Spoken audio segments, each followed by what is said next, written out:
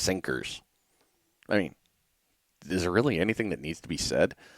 If you're a surf fisherman, or woman, sorry, if you're a surf angler, you know you need a sinker.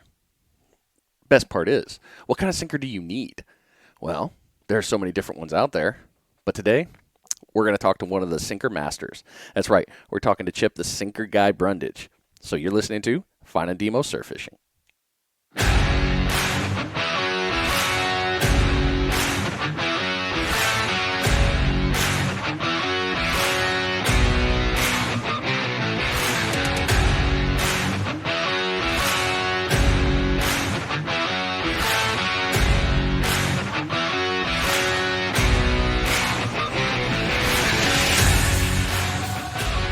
Oh, yeah. It's time, baby. We're going to start talking about some fun stuff. Yes, we are. We're talking about sinkers. Now, one of the funny parts about sinkers for me is it's actually one of the very first things that I started writing about when I started doing blogs and writing about surf fishing. Well, the cool part was I ended up getting hooked up with, I don't know, probably one of the few sinker geniuses, Mr. Chip, the sinker guy Brundage, and he is with us today. So, Chip, thank you for coming on, brother. Appreciate you. Thank you, sir. I've only been trying to do this forever. I feel like, I'm behind in the times. It's like, I got to get him on. And we talk weekly. Yes, sir. We talk about all this stuff, and I'm so excited to share it, too. Man, and one of the cool things, for those of you that have never heard of Chip, Chip is more than just the sinker guy. And he'll be modest, which is, that's Chip's normal way. Chip is a hell of an educator. I have learned a ton from him. I've fished with him a couple times, and every time I will tell a story later because Chip knows what story I'm going to tell. But it's always been an education fishing with him, and it's always like, yeah, he's going to kick my ass fishing today, but that's okay. That's okay. So we're going to talk about a lot of good stuff today. We're going to very heavily probably concentrate on sinkers, but there will be other pieces we'll bring out for you there. And again, if you haven't heard of Chip, definitely take a look. You can find him on Facebook at The Sinker Guy. YouTube, it's also The Sinker Guy. And if you Google just The Sinker Guy, it's going to be one of the first 3 hits. You're going to get a bunch of stuff. And you can go to his shop at thesinkerguy.com, and you're going to be able to see all of his stuff available in the shop, which is a lot more than just sinkers. And we will get to that. So, all right. Long intro. Way to go, Bri. Keep talking. Sorry about that. All right. So, Chip, I don't know how to open with this, but I'm just going to go with it. What is your background when it comes to the fishing world and the sinker world? What's the whole background there? Well, I actually grew up, my dad was a professional bass fisherman, so fishing was always in my blood, and I always enjoyed being on the water. So I love fishing. I've always loved fishing. I made some stints. I'm actually, by trade, I'm actually a college track coach. So I have moved and got immersed into this surf fishing. I was fishing for bass and crappie and bluegill and big catfish in Iowa originally. So, but I'm a teacher and a coach by trade. And I had to learn how to surf fish. So that's my background of why surf fishing. I guess we'll just say it that way. But fishing is in my blood. I love fishing. I was fishing way before the sinker guy was ever involved, and that's the great part about it. Yeah. I always forget your dad was a pro. I don't know why, because your dad's a hell of a angler. It's like, I mean, how is Bruno kicking our ass like this? The dude is insane. Bruno's got a rig named after him. He comes to town. He's in town now here in Jacksonville State, and he caught pompano the other day. Outfished me again, but yeah, he's a great fisherman. He slays a lot of fish all over the country. So he's retired, so he gets to catch big stripers in Arkansas, and he travels to Wisconsin muskie fishing. He travels all over and fishes, and then this is just kind of one of his new little hobbies here in Florida. So, yeah, it's a thing to see your dad fish, and watching you two together is even more dangerous. It's always, I don't know, it's always educational to me. It's like, dang, they're good. I'm gonna catch up one day, but they're good. And you brought up a cool couple parts there. So with teaching and coaching, you got into the surf fishing game, but you also you didn't come into this cold. I mean, you had obviously the freshwater background and a lot more background, but you also did one thing that I think is very smart of any angler that's getting into surf fishing specifically. You got a little bit of tutelage from another professional that kind of helped you on the way. Is that right? Yeah, I had. I was lucky enough. My wife was a college coach also, and she coached a young girl whose dad loved to surf fish. And Floyd Futz was his name, and Floyd has recently passed away. But we had spent lots of time, him and I. I didn't know if I really wanted to surf fish when I first moved to Florida. My wife liked picking up shark's teeth. I loved going to the beach. Didn't necessarily love the sand all over everything, but I went with Floyd a couple times, and then I got hooked and got a fishing rod. And my wife got me another fishing rod, and then we were able to fish with Floyd for about 4.5, 5 years. Uh, but he lived in Georgia, so he wasn't able to surf fish very much. But I thought at one time, catching 7 or 8 fish was a great day. Um, and he was a weekend fisherman, so he'd come and fill up the cooler one time a weekend, one time a month, and he'd take it home. But that was one of the big things is he was a big influence on me to get me into surf fishing when I moved here to Florida. So yeah, I hung out with a guy that was super intelligent and knew how to catch fish, so that always made a big deal. Yeah, and a lot of people I think kind of overlook that fact. Uh, it's like, hey, if you're gonna go do something, never done it before, why wouldn't you get a mentor? Why wouldn't you have somebody kind of give you a little bit of a nudge, like, hey, try this, hey, learn this? So I think it's brilliant that you did that, and I wish more people would. That also turned, you were doing guiding for a while, were you not?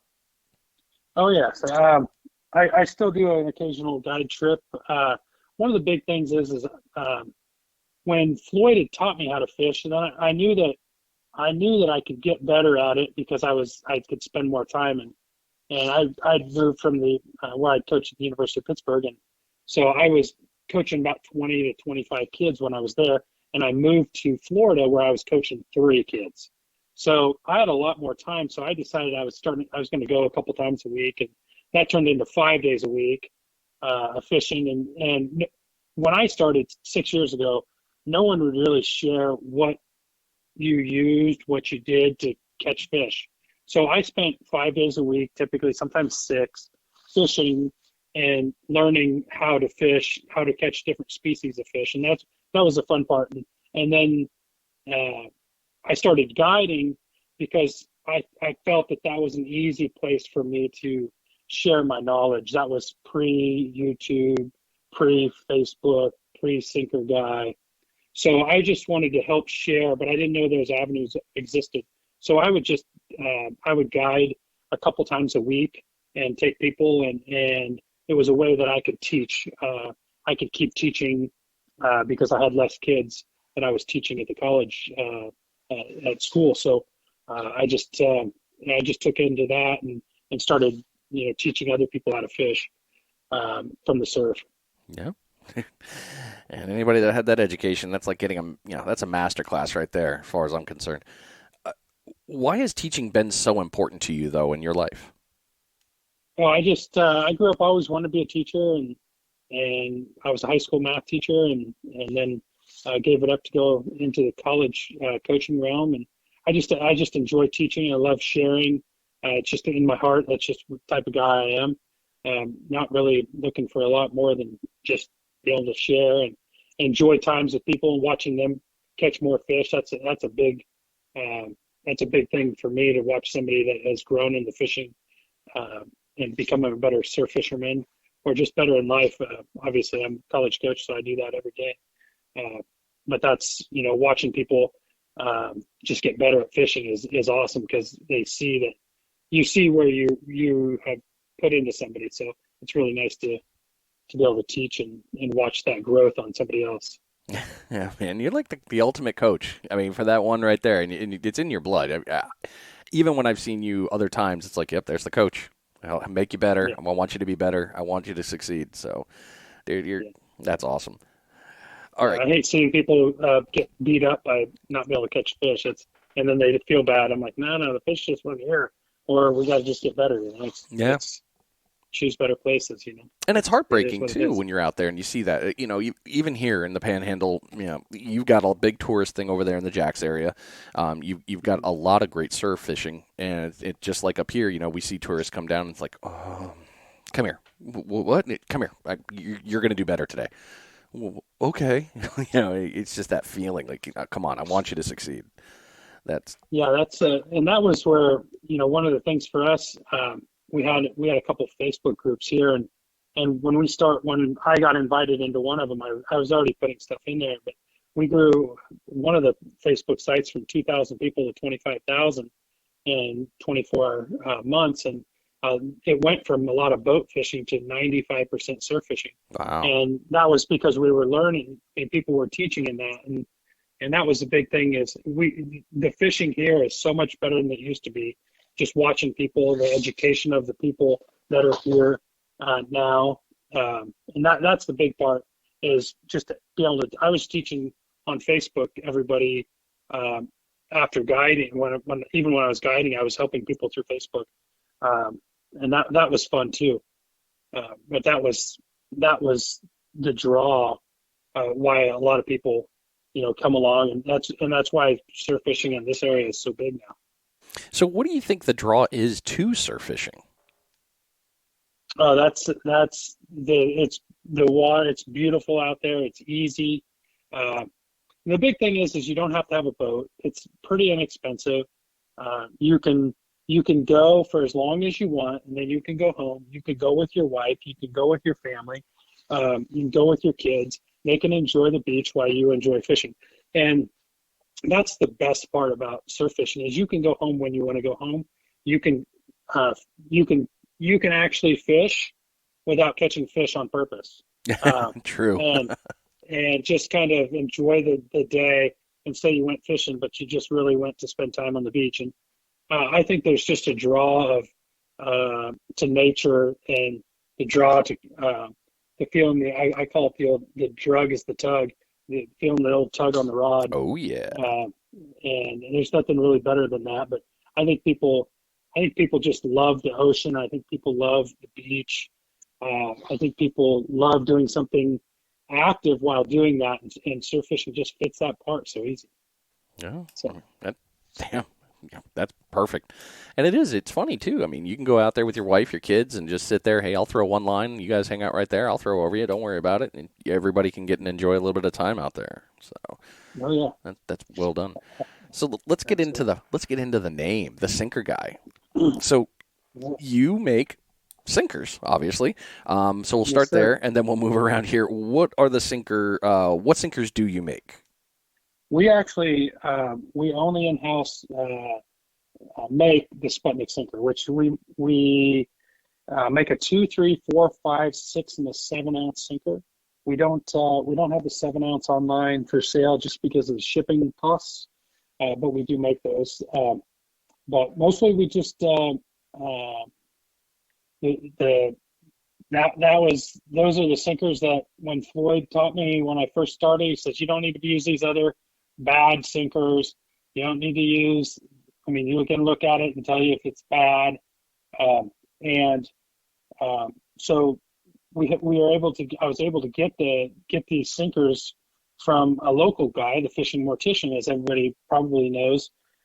And then my buddy Wendell was making them too, so I was able to get my hands on them. And they were so professionally done uh, that when those guys decided they weren't going to do it anymore, I asked them if they didn't mind if they taught me.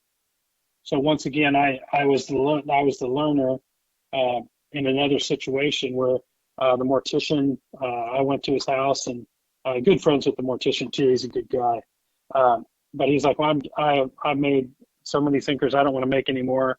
Yeah, I would love to teach you.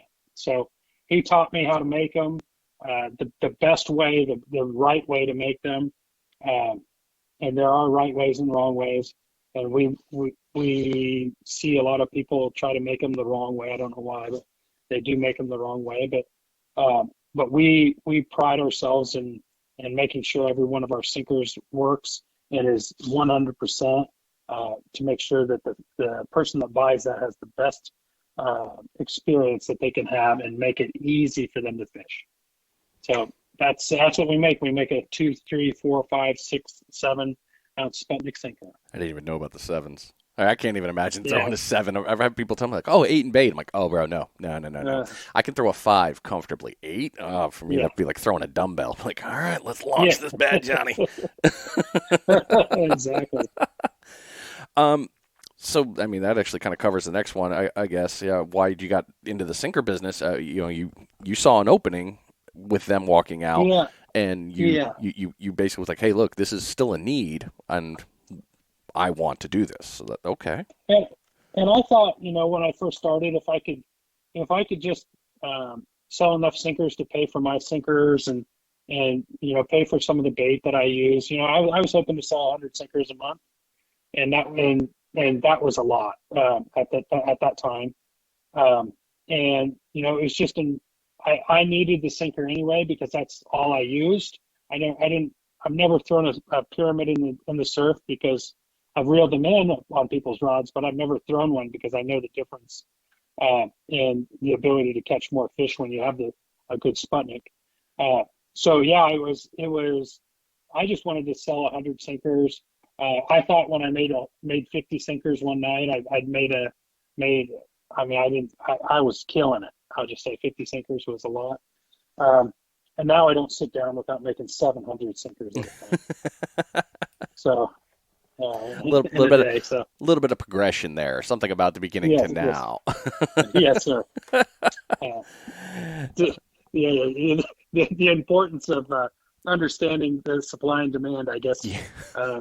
what has happened. So, Oh, business. I mean, who knew? yeah. How could it possibly be like this? Yeah, I did not think. I thought maybe if I'd ever have $500 in sales in one month, it would be amazing. And it was. Don't get me wrong. It was amazing. So It's all it still is amazing. It's scaling. Yeah. I mean, you're like, all right, cool, goal met. Next goal, this one. Next goal, Yeah. this one. You got to keep reaching Yes, for sir. the stars, or else you're not. Are you growing, or are you just maintaining stagnant? Right. That's right. And that's my coaching part of me. That's the hard part. Coaching the coach, I can only imagine. Oh yeah. It's the Oh mirror. yeah. Like, you're awesome. Yeah, you are. Yeah. See, even the mirror agrees with me. All right. You could do better. You could do better though. Let's see Oh, what you got. I Oh hate yeah. that talk right there. You could do better. I know, but no. You can Oh, do better. oh yeah. So, let's get into the science a little bit here. I have a little bit of a cheating sneak on this one, and I guess I'm going to preface. I can use my words a little bit with something that when I opened up with writing, I wanted to see the difference when it came to sinkers. I was still very, very fresh in the game. And I had a pyramid, a storm, and a Sputnik. I had the 3, and I was just using one rod. And I just one day threw a pyramid.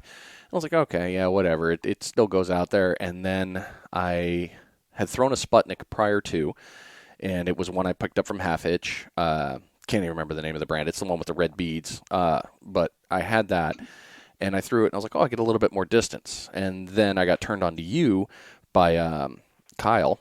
Oh, Kyle for a while. Good guy. Definitely check out his channel if you haven't already. Kyle's got a lot of good info, and hopefully I'll sneak a way to get him on the show. But Kyle had told me, "No, dude, you need check out these other sinkers by the Sinker Guy. They break free better. They're smart. They're just stronger. Check it out." And then when I used your sinkers for the test, I found that I think I was throwing at that time. What was I getting? I think it was 30 or 40 yards, just using the Sputnik. And the way the aerodynamics worked was huge. And out here in the Panhandle, especially, you're always looking for the bar because that the pompano like the front and the back side of the bar, and if you can't reach it, you can't catch them. So 30 yards was a huge advantage for me to get over to the bar. So with that preface there, why do you think sinkers are so important? Well, where the Sputnik sinker came from, this style. was tournaments. It was a tournament casting sinker. So the big thing is it's aerodynamic. So when you go to surf fish, if the world's best casters are casting it, this exact mold, this exact look, there's a reason for it because it flies the best, right? So why use something different? Number one, if the pros already use it, and then put some legs on it. So when you do have a bite, you can bend the tip of the rod a little bit, and then you can see your bite instead of like a pyramid would roll up on the beach and then you don't even know if you had a fish. And that never made any sense to me. But now you see your bite, and then when you're reeling it in, it actually comes in like it was thrown out. The legs unfold for you. It should just come up and just slide right up on the beach. That's the importance of the Sputnik sinker that we make. Is it's the best casting sinker.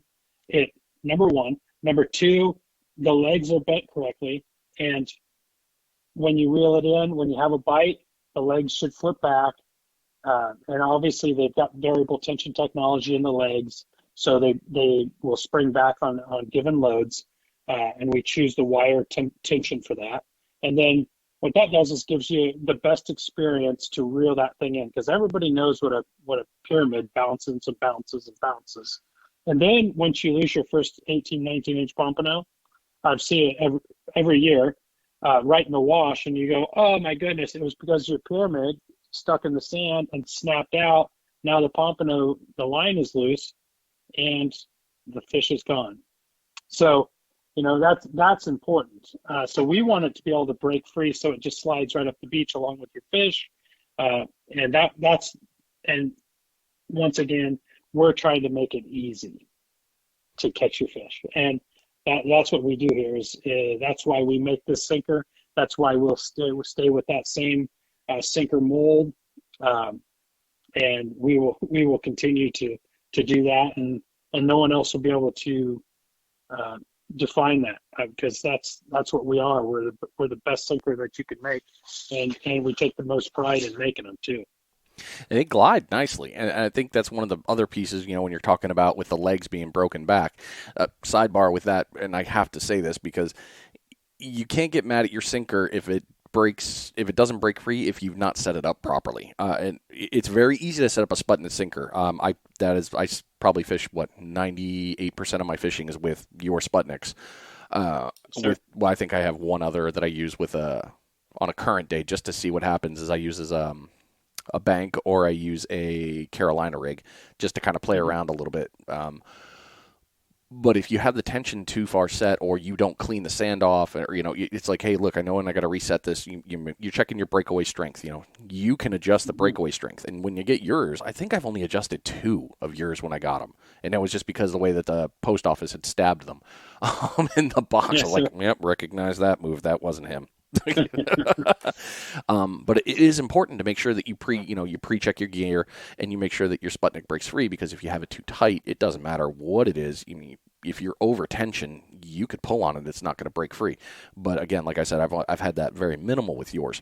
But as we were talking about when we started here, the glide back on the retrieve with the legs dragging, minimal surface contact, and the way that the sinker is going to come up with the longer tail, you're going to have that higher angle. So it is walking back without the weight dragging. The legs are dragging, and that's a really good smooth transition to bring it up. It almost feels like it's floating. That's a really, really nice one. There is a couple of other things on the market. I started seeing them, and I can't remember who was making them, and I feel horrible about this because we both know him, and I know you're going to be able to say the name. But there's those planers that were going on them. On some of them, we're putting on prior to another good invention, a little add-on there. I haven't tried that yet, but I've heard people say, yeah, it works out really nice, and it's like, oh, okay, cool. But the legs, Patrick. That's right, yep. Patrick.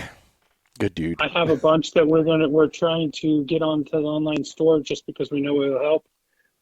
We just haven't got them on there. Oh, nice. Oh, good. I didn't know, Patrick. That's awesome that you guys were teaming up for the sale. That's really good. Oh, yeah. Yes, sir. All right. He's a good guy. So there's another piece here that comes with Sputniks, and you and I have talked about this not too long ago. I haven't written this in the test, but I'll happily talk about it in the podcast today. The big difference between longtail and shorttail. For me, when I threw them, and again, you told me this would happen, and I laughed. I was like, yeah, of course, he's right. When I preload, I always throw with my Okumo, it's always a 5-ounce. Doesn't matter what the conditions are. I like 5-ounce because that's just how my rod feels comfortable. That's my preload, whether I want to go long, short, indifferent, whatever it may be. But if I'm gonna, when I grabbed the short tail, I grabbed the same weight and I threw it, and I noticed a significant difference. The short tail did tend to wobble, and you said, "Hey, it's gonna wobble." And I was like, "How is this gonna wobble? It's the same. It's the same cone. It's the same width. Everything's the same except a tail length." But when I threw it, it sure did. You weren't kidding. It gave a little bit. It tried to get to its spiral. It took longer to get to its spiral, actually, before it finally smoothed out. But the initial, I'd say over half the flight, closer to 3/4, it was tumbling. So is there any other difference really when it comes to longtail and shorttail? Yeah, there's a lot. There's a lot of difference. So the short tail sinker and if you're throwing a conventional reel and you're tuned up real nice and you throw a long tail, that long tail just smooths out and pulls a lot smoother. It'll line up and start pulling faster in a straight line. Where that short tail will wobble. Well, what that'll do is sometimes get your spool to spool a little too fast and then blow up your reel. And that's called a backlash. That's what everybody does not want to have. And that's one reason I would stay away from the short tail for that. But then the second reason is we use a long tail because the long tail when I was first starting, the long tail seemed to get less tangled in my rigs versus the short tail. The short tail Sputnik would tangle up in my rig, and then I'd have to put a new rig on, and I didn't have that experience with the long tail. I can see that with the legs because of the way that the difference in length between the legs being real close on the turn versus where the rig is set. Mm-hmm. That makes sense. Yeah. So, and if you ever had a catfish, every time you had a catfish, you had to change your rig out with a short. So damn hard tens. Yeah. So one of the big things with the short is over here on the East Coast, we have different beaches. We have hard beaches and we have soft beaches. And what happens is if you have a short-tailed Sputnik and you throw it in a soft beach, you have zero leverage to get that sinker out of the sand. Well, if you have a long tail, you walk down the beach 30 or 40 yards and you pull on it, not hard, but just put a little tension, and then walk to 30, 40 yards on the other side. By golly, your Sputnik will pop out. Because of that long tail is attached to your line, it has just the ability to work itself out. So that's another reason to use a long tail to save money in the long run, so your sinker doesn't get too covered up with sand. And definitely over on your coast, if you're throwing in the run out, you better have a long Sputnik or they get stuck. Yeah. And everybody's done that. And here we have a 15-minute rule on soft sand. You just don't let your sinker sit for more than 15 minutes, or it's going to be covered up. But with our sinker, you can usually get it out by walking one way or the other.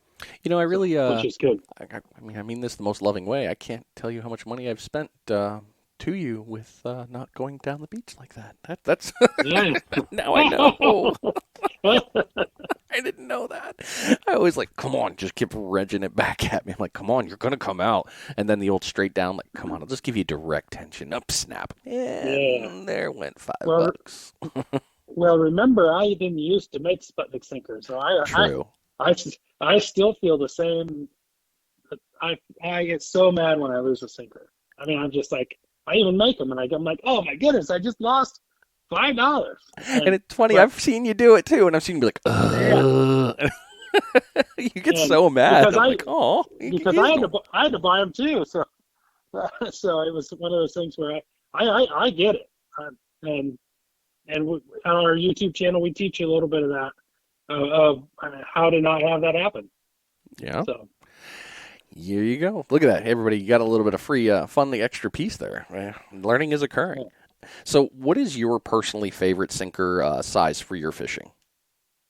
I love the 4 ounce. It's all based on the rod that I throw. Right. I love a 4 ounce on my over the bars, the 13 or the 12. I throw a 5 ounce on my FSA, Florida Surf Angler 13 rod, but it just loads best with that weight. So whatever loads your rod the best, it should be your favorite sinker. So I have guys that come in and buy 2s and 3s, and they're like, they load my rod the best. I'm like, use them. That's what they're for. So you don't always have to have a 6 ounce sinker to hold the bottom. And that's the piece that a lot of people forget is that, yes, the sinker is there to hold your weight or your line. Absolutely. That's its primary purpose. But when you're throwing, what is the best for your rod? Yeah, it says, hey, your range could be like, oh, the OTBs up to 4. It's like, oh, hey, up to 4 ounces. Well, if your cast style isn't matching to a 4, if you needed to go down to a 3 or a 2 and you're getting more distance with the hold, you're good. But I mean, if you're throwing a 2 ounce in 5 foot, 6 foot swell, which I don't know why you're fishing anyway, but hey, okay, some days that happens. You still need a little bit of weight, so it's a fine balance. But if you know what your rod is, I mean, it's knowing your equipment, and if you know your equipment, Yeah, you're going to get the most out of your equipment at all times. absolutely. So, you're more than the sinker guy, though. And I think a lot of people that are just learning about you, they didn't know that. And I know I didn't. I was like, you sell sinkers? Okay, cool. And then I went onto the sinkerguy.com, and I was like, wait a minute. There's more than sinkers here. Your shop, you sell more things. What else are we looking at here? Yeah, that's this thing's kind of evolved. We started with just selling sinkers because that's what we made and we distributed. And then I realized that every time I went fishing, I had to go find something else at another shop. Right. And by golly, I had to stop 3 or 4 times to get everything I needed. And I'm like, why don't I just provide the service for it all? So our goal is to give you the ability to order everything you need for surf fishing right here at the online store. So if it's swivels, coast locks, if it's swivel and coast locks, if it's swivels, if it's scissors, if it's casting cannons, if it's your floats, if it's a pyramid sinker. A lot of guys use pyramid sinkers, not necessarily on the beach, but also inshore. So those guys will come to me, and we have the mighty Palos big game rig for big shark fishing and tarpon fishing. We don't really say they target sharks, but they do catch sharks because sharks eat anything. Yeah. And then we have the Bruno rig, which was named after my dad. And then we just recently added the Fishing Mortician rig, which is a phenomenal rig also. And then, if it's bait thread, I'm just kind of looking through the online store.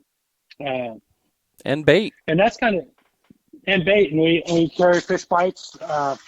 And fish bites is a wonderful product. And one thing is that everybody over here on this coast is searching for clams because the big quahog clams, and Killian at Native Salted Baits decided he was going to go and salt those baits for us. So we like fish bites and a tip of clam on there typically.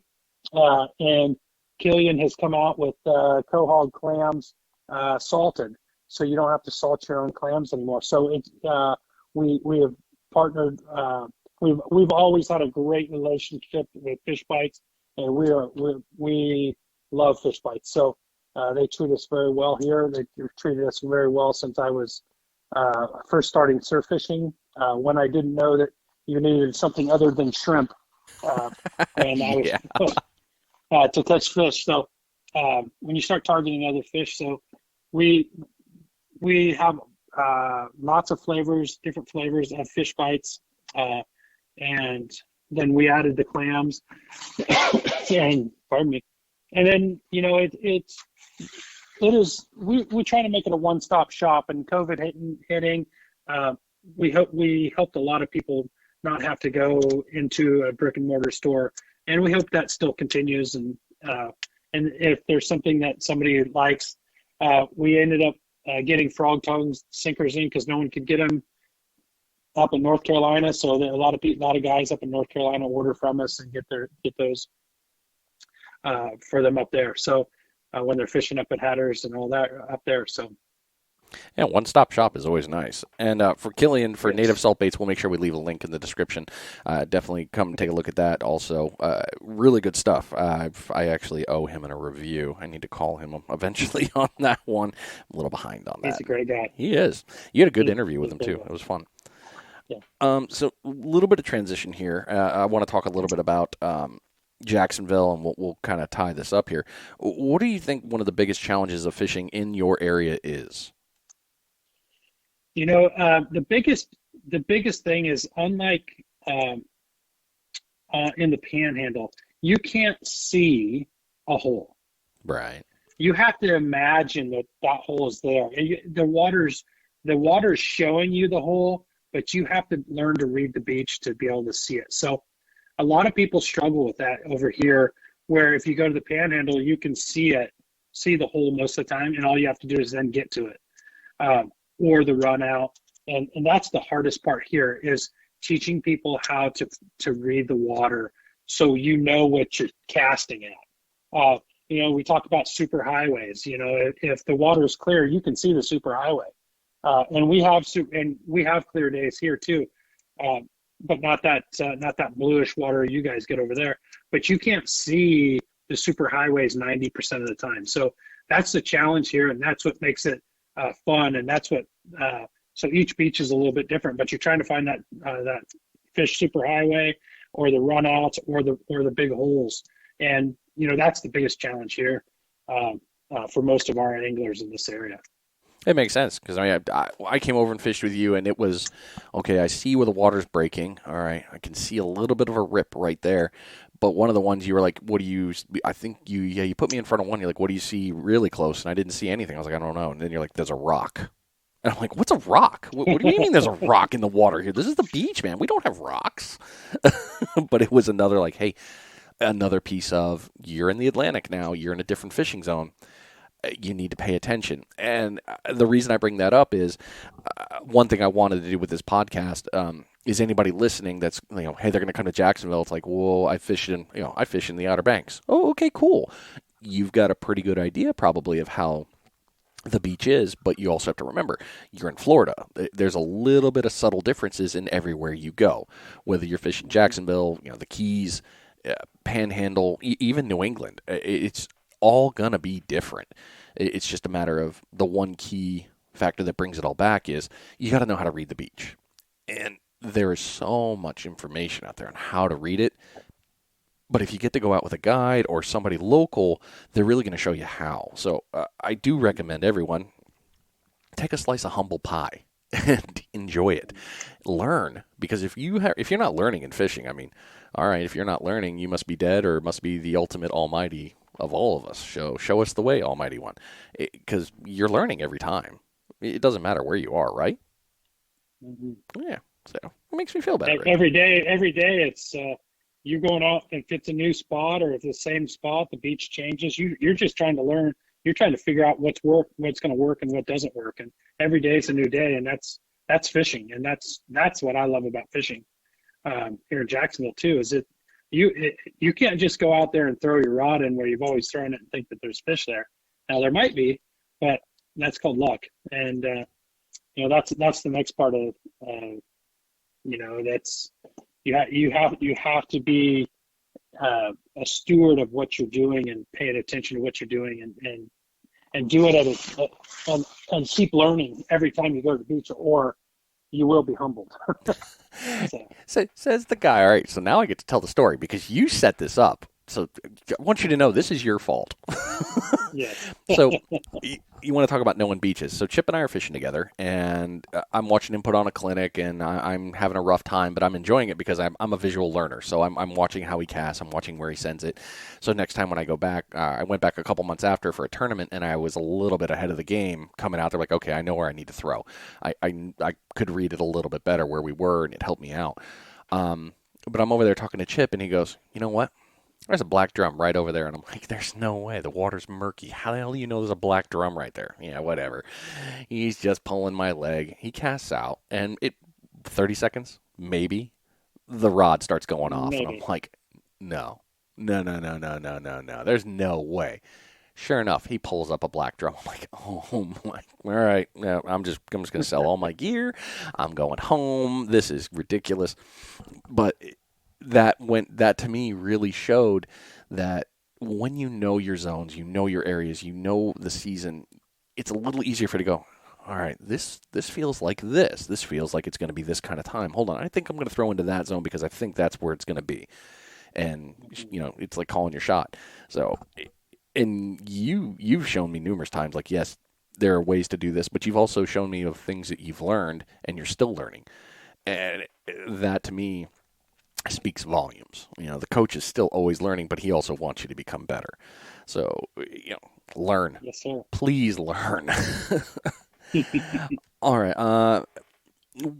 Last two questions for you here. The first one being, what do you wish new anglers would do before they start fishing? Well, there's a lot to do that. I think just experiencing what fishing is like in the area you're fishing. I think that going with somebody that knows how to fish and to learn the style, because there's so many different styles that people fish. And Spencer Brogdon and I team up because we have two different styles of fishing, and we want everybody to know there's a lot of different ways to do something, but also it's just learning the basics to you can have a different way than I have, but if you learn one way, you can then become more elite by knowing different ways to fish, knowing that somebody fishes different than you have typically. That gives you a little bit of, that seasoned person might be able to give you some tips and tricks so you're more successful right from the start. And I think that that's a big one. Watching my YouTube channel, every one of our videos, we don't put out a lot. We did at first, but every video has some one point made in every video that is a secret. And it's just a little tip. It might be where to cast. It might be the color of the beads. It might be something, the most subtle thing that how to save more sinkers. That's on one of the videos. And so watch that YouTube channel. We're not a YouTube fishing channel. We're a YouTube teaching fishing channel. So a little bit different than some other YouTube channels. So I would just say fish with somebody that's local, and fish with somebody that you like, and fish with somebody that's good, and enjoy those times together until you can do it all on your own. That's solid advice right there. And speaking of YouTube with you and Spencer, you guys put on a 1 hour, was it an hour and a half? No, it was an hour. A little over an hour. Hour and a half, yeah. It was an hour and a half. I cut it down to an hour. And, yeah. I cut it. It was 2 hours. I cut it down. Well, that hour and a half video has a ton of knowledge that is very worth your time. I thoroughly enjoyed it. I was like, okay, yeah, I'm doing that. Oh, wasn't doing that. That's a good one. Knowledge is free. If you can get it, take it. And that was a really good one. So along the same lines with new anglers, and we talked a little bit about the Jacksonville one. Is there any tips or tricks you'd like to share with someone that wanted to come down if they were coming on vacation to fish the Jacksonville area successfully? Yeah, I think fishing, surf fishing is very common in most places, but how people surf fish in different places is different. So surf fishing up in the Outer Banks, you're using 8 and bait, right? Here, we're not usually using anything over 5-ounce sinker typically. On your guys' side, 5 is a huge sinker. So I think that just knowing what to expect when you get here is. You don't have to cast far. You might have to cast far. So have something that gives you the ability to do so. And I would say, understanding 90% at this point when you come into Jacksonville is picking the right spot. And that 10% of that is going to be luck of catching a bunch of fish. But be able to, find those holes in the super highways. I think that's the key. Reach out to some of us local guys. Follow us on some of the Facebook pages. Follow me on the Sinker Guy. I give tips and tricks of where I'm catching fish. I'm not scared. Because if we're sitting next to each other, you still have to outfish me, and I've been outfished a lot. Um, but there are still tips and tricks you have to learn if you're going to catch them here in Jacksonville. So I'm not scared to tell everybody where I'm fishing because I want everybody to have a better fishing experience. And fishing has brought me a lot of love for Florida, brought me a lot of love and camaraderie and with fishermen and the fishing community here. It's I've been lucky enough to start a fishing business because I love fishing. It's not something I wanted to do. It was something that just happened. But I think that the big thing is just follow us on Facebook, reach out, ask questions. You can message me in any way that you want. If it's Instagram, Facebook, YouTube, I'm an open book. I'm not here to not tell you the truth, and I'll tell you where we're fishing and what time we caught them and everything. And then your job is just to duplicate it. So we love helping people, and that's what we do, and that's why the Sinker Guys is actually really successful because we do make the superior sinker, but we love to watch people fish, and we love fishing with people. And we had a meetup the other day with we had about 60 to 70 fishermen with their families, so there was 100+ people on the beach, and it was amazing. The people that little meetup help people when going the next weekend. We're like, oh, we met so and so down the beach at this other location, and it just built a community, and that's what we're looking for, is to help people catch fish and just enjoy each other's company while fishing, and that's something that we're doing on this coast, and hopefully someday I can get over there and fish with you guys and just build some camaraderie over there with you guys too. You know we'd love to see you, man. Oh yeah. I know you'll get Oh over yeah. here.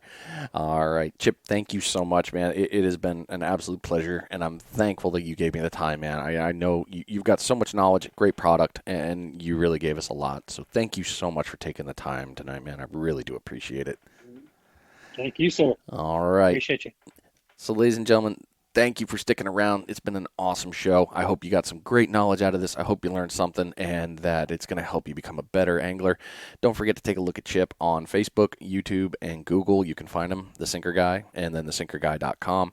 Lots of good stuff. Don't miss out. So stay tuned next week. We're going to have some more good knowledge coming to you. It's going to be great. I promise. Go forth.